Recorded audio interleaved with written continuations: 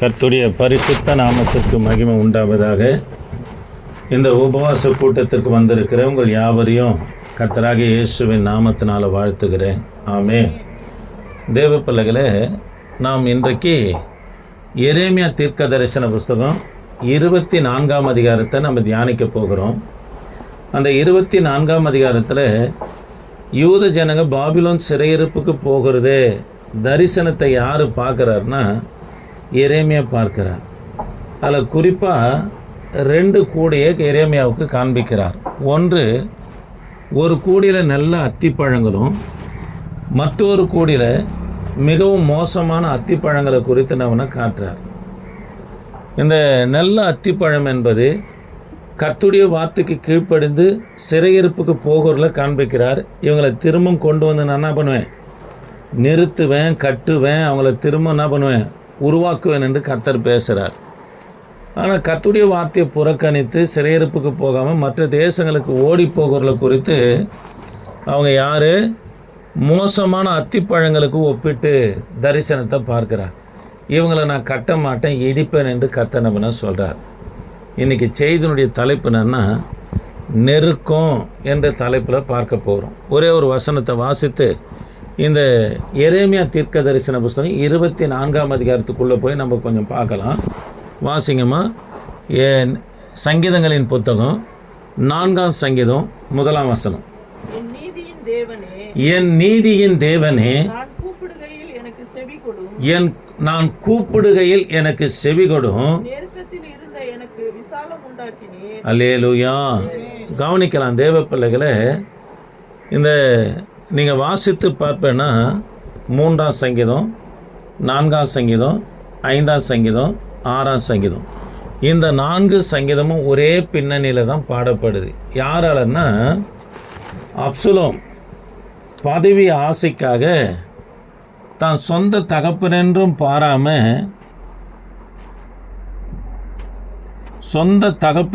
தாவீதை பாராமல் இரவோடு இரவு அவரை கொல்லும்படி என்ன பண்ணால் ஆட்களை கொண்டு போகிறார். இந்த விஷயம் அறிந்த தாவீது காட்டுக்கு ஓடி போனார். ஓடி போகும்போது அவர் பாடின சங்கீதம், அரண்மனையை விட்டு வெளியே போயிட்டு திரும்பி பார்க்குறாரு. சிங்காசனத்தை பார்க்குற, தன் உட்காந்து ஆட்சி செய்த சிங்காசனத்தை பார்த்து போயிட்டு சிங்காசனத்துக்கு மேலே முழங்கால் படிட்டு அவர் உட்கார ஆசனத்து மேலே கை வைத்து சொல்கிறாரு, ஜெபம் பண்ணுறாரு, ஆண்டவரே, நான் எடுத்து கொள்ளாததை கொடுக்க வேண்டியதாயிற்று. சங்கீதம் 66:4 வருது. நான் எடுக்க வேண்டியது என்ன பண்ணல, கொடுக்க வேண்டியதாயிற்று. நான் என்ன பதவி கேட்டேன், அரச பதவி இல்லையே. எங்கேயோ ஆடு மேய்த்து கொண்டு இருந்த என்ன பண்ணீங்க, அரசனாக்குறீங்க. நான் எடுத்து கொள்ளலை இதை, ஆனால் என்ன பண்ணுறேன், கொடுக்க வேண்டியதாயிற்றுன்னு சொல்கிறார். அப்படியே அதன் சங்கீதத்தை பாடிட்டு தாவீது வெறும் காலோடு எங்கே போகிறார்னா, ஒலிவமலை ஏறும்போது, ஒலிவமலை உச்சிக்கு போகும்போது கேள்விப்படுகிறார், தாவீதின் ஆலோசனைக்காரனாக இருந்த அகிதோப்பல் யாரோடு கூட போய் சேர்ந்துக்கிறார்னா, அப்சலோமோடு கூட சேர்ந்துக்கிறான்னு சொன்னோடனே தாவீது கால்கள் நடுக ஆரம்பித்தது. அப்போ தான் அவர் சொல்கிறாரு, என்னோடு கூட உடன்படிக்கை பண்ணினவன் அவன் என்ன பண்ணான், தன் குதிகாலை எனக்கு விரோதமாய் தூக்கினான். அவன் வாயின் வார்த்தைகளும் எண்ணெயிலும் மிருதுவானவைகள், அவன் இருதயமோ யுத்தம் சொல்லி தாவீது தடுமாறி பாடும்போது தாவீதை பரிசுத்த ஆவியானவர் தேற்றுகிறார். 55ஆம் சங்கீதம் 22ஆம் வசனத்தில் ஆண்டவர் சொல்கிறாரு, தாவீதே, நீதிமான் நீ, கர்த்தர் மேல் உன் பாரத்தை வைத்து விடு, உன்னை ஒருபோதும் என்ன பண்ண மாட்டார், தள்ளாட விடமாட்டார் என்று சொல்லி பரிசுத்த ஆவியானவர் தாவீதனவனை பலப்படுத்துகிறார். பலப்படுத்தி முடிஞ்ச உடனே மக்னாயிம் காட்டுக்கு தாவீது போயிட்டார். மக்னாயிம் காட்டுக்கு போனோடனே காலையில் அவர் பாடின சங்கீதம் 3ஆம் சங்கீதத்தை பாடுறார். கவனிங்க, எத்தனை சங்கீதத்தை பாடுறாரு, 3ஆம் சங்கீதத்தை பாடுறார். இரவில் தூக்கம் வரல, 4ஆம் சங்கீதத்தை பாடுறார். அது பாடி முடிச்சோன்னா அவர் தூங்குறாரு. நான் சமாதானத்தோடு படுத்து கொண்டு நித்திரை செய்வேன், கர்த்தாவே, நீர் ஒருவரே என்னை சுகமாய் தங்க பண்ணீரீர் என்று சொல்லி 4:8 சங்கீதத்தில் சொல்லுவார். அதற்கு முன்பதாக வாசிங்கம்மா, இப்போ 1 வாசிங்க, 1:4:1 சங்கீதம். என் நீதியின் தேவனே, நான் கூப்பிடுகையில் எனக்கு என்ன பண்ணுங்க, செவி கொடும். கவனிக்கலாம் தேவ பிள்ளைகளே, இன்னும் விசாலத்துக்கு போகலை, விசுவாசத்தோடு பாடுகிறார். நான் கூப்பிடும்போது கர்த்தாவே எனக்கு செவி கொடுங்க. நெருக்கப்படுகிற எனக்கு எதை உண்டாக்குங்க, விசாலத்தை உண்டாக்குங்க என்று தாவீது கர்த்தரிடத்தில் ஜெபிக்கிறார். அதே போல் கவனிக்கலாம், அவருடைய எல்லா நெருக்கத்தையும் நீக்கி கர்த்தர் தாவீதுக்கு விசாலத்தை உண்டாக்கினார். இதுக்கு காரணம் என்னன்னா, அவர் யாரை நோக்கி ஜெபம் பண்ணார், கர்த்தரை நோக்கி ஜெபம் பண்ணார். நம்முடைய நெருக்கத்தில் யாரால் விடுதலையாக்க முடியும்னா, கிறிஸ்துவை தவிர ஒருவனாலும் விடுதலையாக்க முடியாது. அல்லேலூயா. பணமோ ஆஸ்தியோ ஐஸ்வர்யமோ ஒரு மனுஷனை விடுதலையாக்கன்னு சொன்னால் ஆண்டவர் சொல்லியிருப்பார், போய் பணத்தை கொள்ளையாக சம்பாதிச்சு வைங்க சொல்லியிருப்பாரா? சொல்லியிருக்க மாட்டாரா? அதனால் அதெல்லாம் இல்லை. கர்த்தர் தான் எல்லா நெருக்கத்திலேருந்து நம்மளை விடுதலையாக்கணும். ஆமென். இது யோனா கூட சொல்வார், ஆண்டவரே என் நெருக்கத்திலேருந்து, மீன் வயிற்றுலேருந்து கர்த்தரை நோக்கி கூப்பிட்றேன், என் நெருக்கத்திலேருந்து உங்களை நோக்கி கூப்பிடுகிறான்னுவார். மீன் கட்டளிடுவார், மீன் தரையில் வந்து அவர் என்ன பண்ணும், கக்கிட்டு போகிறத நம்மளால பார்க்க முடியும். அதனால் எல்லா நெருக்கத்தில் இருந்தும் கர்த்தர் நம்மளை விடுதலையாக்கணும்னா ஆண்டோடைய பிள்ளைங்க என்ன பண்ண, ஜெபிக்கணும். மணி கணக்கில் கர்த்தருடைய சமூகத்தில் உட்காரணும். அல்லேலூயா. சரி, இன்றைக்கி கூட 3 மணிக்கு எழுந்தேன், கொஞ்சம் நேரம் ஜெபம் பண்ணேன், செய்தி எடுத்தேன், பிற்பாடு செய்திகளை கேட்டேன். ஆறுதலான செய்தி செல்ஃபோனில் அவர் மோகன் லாசரஸ் ஐயா, பெத்மன்ஸ் ஐயா, இவங்க செய்திகள் எல்லாம் கேட்டேன். திரும்பவும் கொஞ்சம் வீட்டில் கொஞ்சம் வேறு இருந்தால் அதை முடிச்சுட்டு போய் தேவ சமூகத்தில் உட்காந்த பிற்பாடு தாங்க ஒரு ஆறுதல் கிடச்சிது. அல்லேலூயா. சரி, கவனிக்கலாம் தேவ பிள்ளைகளை.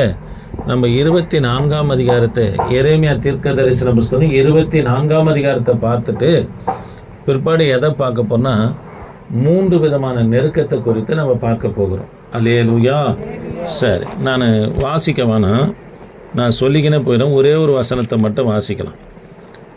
எரேமியா தீர்க்க தரிசன புஸ்தகம் 24ஆம் அதிகாரம் 9ஆம் வசனத்தை மட்டும் வாசிக்கலாம். 9ஆம் வசனத்தை மட்டும் வாசிக்கலாம்.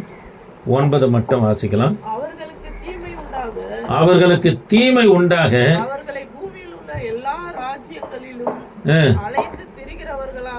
அலைந்து திரிகிறவர்களாகவும் எல்லா இடங்களிலும் நிந்தையாகவும். சரி, கவனிக்கலாம். எரேமியா, நான் அதுக்கு அப்புறமா வரேன். 24ஆம் அதிகாரம், எரேமியா தீர்க்க தரிசன புஸ்தகம் 24ஆம் அதிகாரத்தில் எரேமியா ஒரு தரிசனத்தை பார்க்கிறார். ஐயா எல்லாரும் இங்கே பாருங்கள், ஒரு தரிசனத்தை பார்க்குறாரு. அந்த தரிசனத்தில் யூத ஜனங்க சிறைப்பட்டு போகிறத நம்மனா ஆண்டவர் காமிக்கிறார்.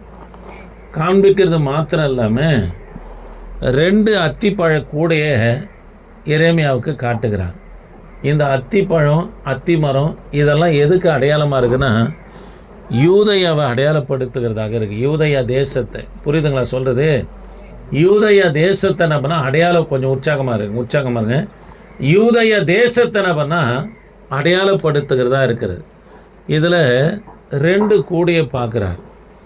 ஒரு கூடையில் நல்ல அத்திப்பழங்களும், மற்ற ஒரு கூடையில் மிக மோசமான அத்திப்பழங்களும் யார் பார்க்குறாரு? எரேமியா பார்க்கிறார். தேவ பிள்ளைகளே, இந்த 2 காரியமும் ஜனங்களிடத்தில் காணப்பட்டது. பாருங்கள், நீங்கள் 24ஆம் அதிகாரம் 5லேருந்து 6 வரைக்கும் வாசித்து பார்ப்போம்னா, பாபிலோன் சிறையிருப்புக்கு தேவனுடைய வார்த்தை கேட்டு கீழ்ப்படிந்து போகிற யூதர்களை அந்த 5ஆம் வசனம் 6ஆம் வசனம் பார்ப்பீங்கன்னா, தேவன் நன்மை உண்டாகும்படி அவர்கள் என்ன பண்ணுவேன் செய்வன் என்றும், திரும்பவும் அவர்களை இந்த தேசத்தில் கொண்டு வந்து திரும்ப நாட்டுவன் என்றும், 3வது காரியம் அவர்களை திரும்ப நான் என்ன பண்ணுவேன் கட்டுவேன் என்று வாக்கு பண்ணுகிறார். புரியுதுங்களா சொல்கிறது? யாரெல்லாம் எரேமியாவுடைய வார்த்தை கேட்டு பாபிலோன் சிறையிருப்புக்கு போகிறாங்களோ அவங்க யாருன்னா நல்ல அத்திப்பழங்களுக்கு நம்ம ஒப்பிடப்பட்டு இருக்கிறது. கவனிங்க, கர்த்தருடைய வார்த்தைக்கு கீழ்ப்படிந்து இவங்க போனவங்கள ஆண்டவர் சொல்கிறாரு, அவங்களுக்கு நன்மை உண்டாக நான் செய்வேன். அவங்களுக்கு எதை செய்வேன்? நன்மையை மட்டும்தான் செய்வேன்றார்.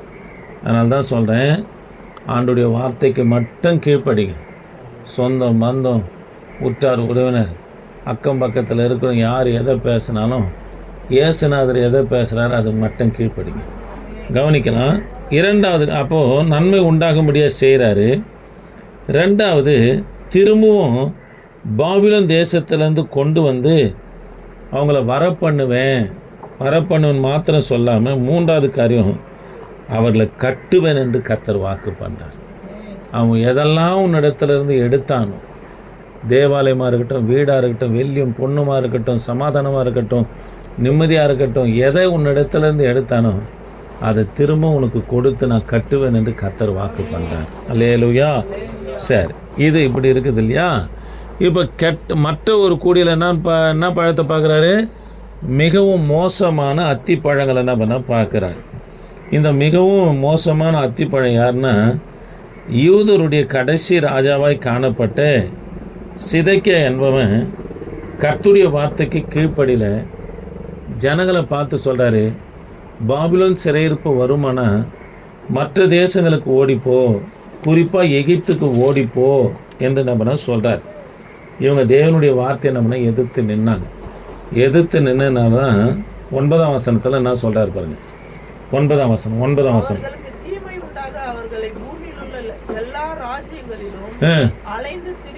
பாருங்க. கர்த்தருடைய வார்த்தைக்கு கீழ்ப்படியாமல் தேவனுக்கு விரோதமாக ஆலயத்துக்கு விரோதமாக செயல்படுகிறவனை எல்லா இடங்களிலும் சுற்றி திரிய பண்ணுவார். அப்புறம் என்ன சொல்றாரு பாருங்க, அவங்க போன எல்லா இடங்களையும் அவங்களுக்கு நிந்தையை மட்டும்தான் வைப்பேன்றார். நிந்தையாகவும் பாருங்க, பழமொழின்னு இருக்குது இல்லையா, சாபமாக வைப்பேன்னு சொல்றார். கவனிக்கலாம். தேவனுடைய வார்த்தைக்கு கீழ்ப்படியாமல் போன்னு அவங்கள யாருக்கு ஒப்பிட்டு பேசுகிறாரு? கெட்ட மோசமான அத்தி பழங்களுக்கு கூடைக்கு ஒப்பிட்டு கத்தனம்னா பேசுகிறார். அவங்களுக்கு என்ன நடக்குன்னா, அவங்கள துரத்துவேன், அவங்க போகிற எல்லா இடத்துலையும் எப்படி வைப்பேன்? நிந்தையாகவும் வைப்பேன், சாபமாகவும் அவங்கள வைப்பேன். பழமொழியும் நம்ம தமிழ் வேதாந்தத்தில் இருக்குது, மூலமொழியில் சாபமாக வைப்பேன் என்று கர்த்தர் சொல்கிறார். அல்லேலூயா. அதனால் தேவ பிள்ளைகளை, ஆண்டவர் எது செஞ்சாலும் நம்முடைய நன்மைக்கு மட்டும்தான் செய்வார். பெற்றெடுக்கிறோம், பிள்ளையை வளர்க்குறோம், பார்த்து செய்கிறோம். பிள்ளைக்கு எது கொடுத்தா ஆகும், எது கொடுத்தா ஆகாதுன்னு சொல்லி உணவில் இருந்தும் சரி, படிப்பில் இருந்தும் சரி, எல்லாவற்றையும் நம்ம பிள்ளைகளுக்கு பார்த்து செய்கிற நம்மளை பார்த்து வேதனா தெரியுமா சொல்லுது? நீ பொல்லாத தகப்பன். ஆனால் நம்முடைய ஆண்டவர் அப்படி அல்ல, நல்லவர். நம்முடைய பிள்ளைகளுக்கு நல்லதை தவிர வேறு ஒன்றையும் ஏசப்பா செய்யவே மாட்டார். அல்லேலூயா. சரி, நெருக்கம் என்ற தலைப்பில் ஒரு 3 காரியத்தை பார்த்து நான் முடிக்கிறேன். வாசிக்கலாமா? இப்போ சங்கீதங்களின் புத்தகம்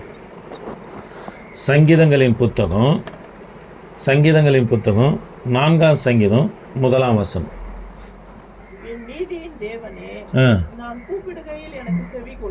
நான் கூப்பிடுகையில் எனக்கு செவி கொடும்.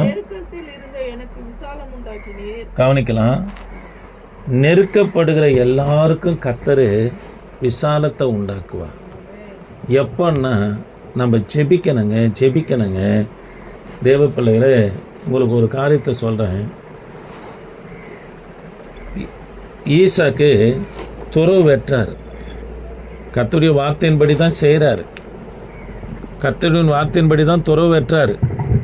ஆண்டவர் சொல்கிறார், இந்த தேசத்தில் குடியிருப்பா, உன் தகப்பன் ஆபிரகாம் போனது போல நீ போயிடாதே, இங்கேயே இருந்தார்.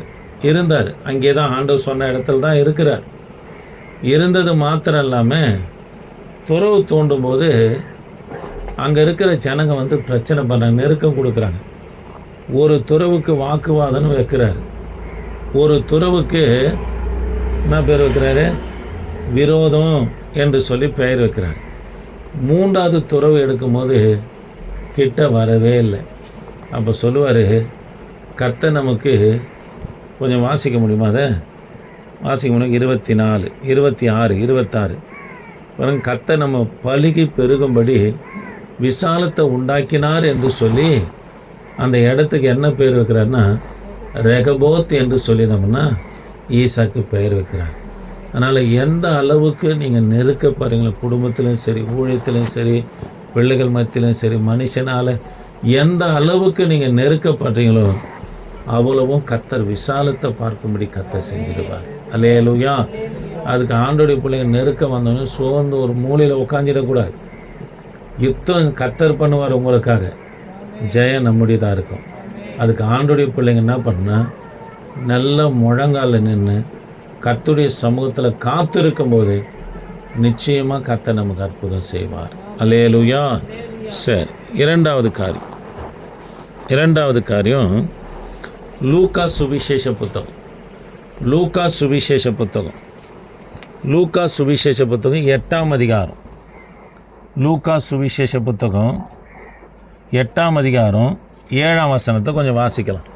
8:7 கொஞ்சம் வாசிக்கலாமா? 8:7 கொஞ்சம் வாசிக்கலாமா? என்னம்மா எடுக்கிறீங்க? வாசிங்க.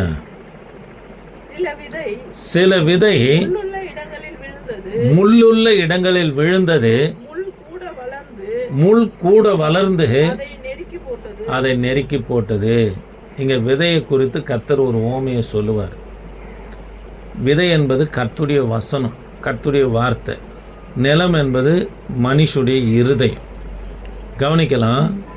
இப்போ இருதயத்தில் கர்த்தருடைய வார்த்தை விதைக்கிறார். விதை எங்கே விழுதுன்னா, அதாவது கற்பாறை உள்ள இடம் வழி அருகே விதைக்கப்படுது. வழின்னா வரப்பில் விதைக்கப்படுது. வரப்பு பார்த்திங்கன்னா நல்லா கெட்டியாக இருக்கும். காரணம் என்னென்னா, ஜனங்க நடந்து போய் அது எப்படி இருக்கும்? உறுதியாக கெட்டியாக இருக்கும். அதில் விதைத்த உடனே ஆகாயத்து பறவைகள் பார்க்குது, நம்மனா அதை எடுத்துன்னு போயிடுது. அதே நல்ல உழுதுபட்ட நிலமாக இருக்குமானா விதை தூணோடனே நம்ம மண்ணில் போய் மூடிடும். ஆகாயத்து பறவைகள் தெரியுமா? தெரியவே தெரியாது. இப்போ விதையை எது எடுத்துன்னு போயிடுச்சு? காகம், பிசாசு எடுத்துன்னு போயிட்டான்.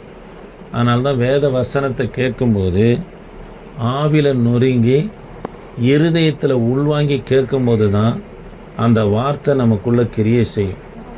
நான் கூட வேதாகம கல்லூரியில் படித்தேங்க. திருமலை வாயில் படித்தேன், அம்பத்தூரில் படித்தேன். குறைஞ்சது வேதாகம இப்போ கடைசியாக முடித்த கல்லூரி 2.5 வருஷம் படித்தேன். இதுவில் ஜூம் மீட்டில். அதுக்கு முன்னாடி பார்த்திங்கன்னா 13 வருஷம் ஒருத்தர்கிட்ட படித்தேன். கேட்டுப்பாங்க, 2 பேரும் தான் போனோம். போயிட்டு வரும்போது எடுத்த கிளாஸ் எல்லாம் பஸ்ஸில் உட்காந்தோடனே செங்கல்பட்டு வரைக்கும் பார்த்துன்னு வருவேன். என்ன எடுத்தாங்க, எதை விட்டுட்டோம், எதை எழுதலை, என்ன சொன்னாங்க, எல்லாத்தையும் ஞாபகம் பண்ணிக்கினே வீட்டில் உட்காந்து திரும்ப வேறு ஒரு நோட்டில் எழுதிடுவேன். இல்லைன்னா ஞாபகம் வரதெல்லாம் அங்கங்கே எழுதி வச்சுடுவேன்.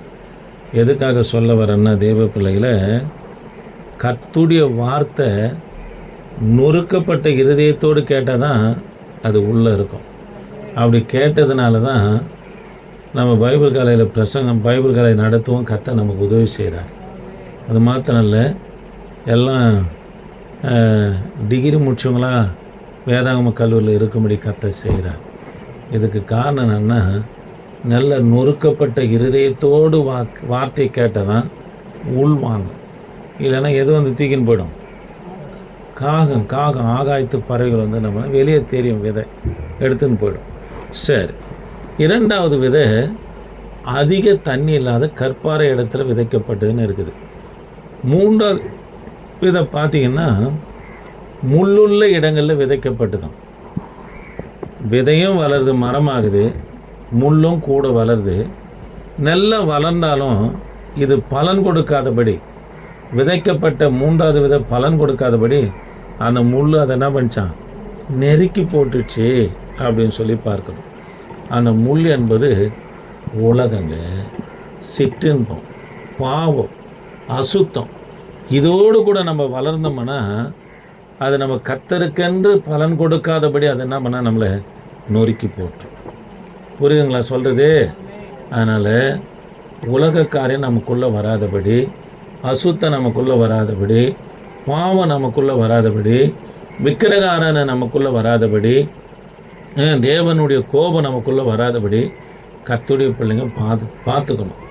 அதெல்லாம் முள், அதெல்லாம் நம்மளை என்ன பண்ணும், நெருக்கிடும். எத்தனையோ பேர் எங்கள் கூட நான் வில்லியமையா கிட்ட பைபிள் கதை படிக்கும் போது, பிளஸிக்கு 1 வயசு இருக்குமா மெஸ்ஸி, 2 வயசு, பிளஸிக்கு 2 வயசு, இப்போ 20 வயசா, 20 வயசு பொண்ணுக்கு. கவனிங்க, 2 வயசு, 18 வருஷத்துக்கு முன்னாடி நடந்த சம்பவத்தை சொல்கிறேன். கவனிக்கிறீங்களா? எங்கள் கூட பைபிள் கலை படித்தவங்க, அதில் 2 பேர் என் பேச்சில் 2 பேர் மட்டும்தான் ஊழியம் சேரும். அதுலேயும் ஒருத்தர் வஞ்சிக்கப்பட்டு போயிட்டார், கண் தெரியாதவர். கவனிங்க, எங்கள் கூட வேலை செஞ்சவங்க எல்லாருமே பிரியாணி கடை வச்சுன்னு டபரா தட்டிக்கின்னு இருக்கிறாங்க இன்னொரு வரைக்கும். கேட்டால் அவங்க அப்பத்துலேருந்து பணம் பணம் பணம் பணம் முள்ளை கூடவே வளர வைக்கிறது. தேவ சித்தத்துக்கு ஒப்பு கொடுத்தேன்னா உன்னை கனி கொடுக்க முடிய கர்த்தர் செஞ்சிடுவார். மற்றவங்களுக்கு நேல் தர மரமாக, கனி கொடுக்கிற மரமாக, தேவனுக்கு பிரயோஜனமுள்ள பாத்திரமாக கர்த்தர் உன்னை எடுத்து பயன்படுத்துவார். ஆமென். அல்லேலூயா. கூட எது வளரக்கூடாது, முள் வளரக்கூடாது. சிலர் முள்ளை விட்டு வரத்துக்கு விருப்பமே கிடையாது. அதை நம்ம தான் கொட்டி ஒன்றும் இல்லாமல் ஆக்கிடுது கடைசியாக. புரியுதுங்களா? சரி, மூன்றாவது காரியம் 2 கொரிந்தியர் 4ஆம் அதிகாரம் 8ஆம் வசனமும் 7ஆம் அதிகாரம் 5ஆம் வசனத்தையும் கொஞ்சம் வாசிக்கலாம். 4:8, 7:5 வாசிக்கலாம்.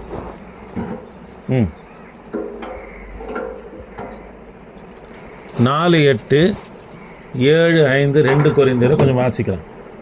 வாசிங்க பாருங்க. பவுல் சொல்றாரு, நாங்கள் எப்பக்கத்தில் நெருக்கப்பட்டு ஒடுங்கி போகிறதில்லை, கலக்கம் அடைந்தும்.